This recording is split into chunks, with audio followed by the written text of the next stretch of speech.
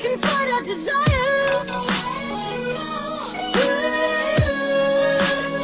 But when we stop making fires, we get in a sorrow. Whether we like it or not, they say we can love who we try. But what is love without lost? Yang pertama si Rina, yang kedua Lilis, yang ketiga si Mela, yang keempat si Resa. Feelings without emotions.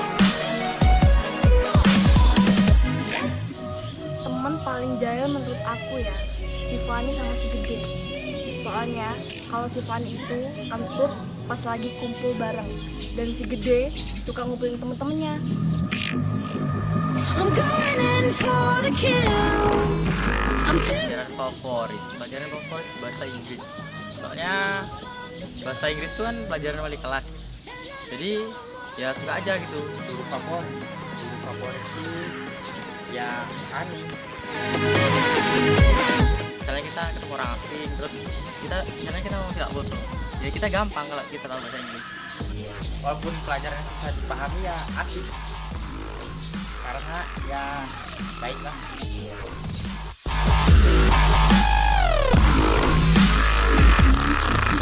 Guru killer, kalau menurut saya mah Besandat.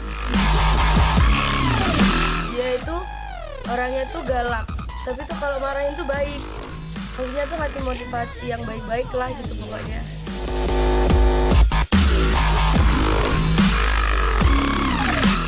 Pesan untuk sekolah kedepannya, menurut gue sih fasilitasnya masih bagusin lagi, terus jauh lebih baik lagi.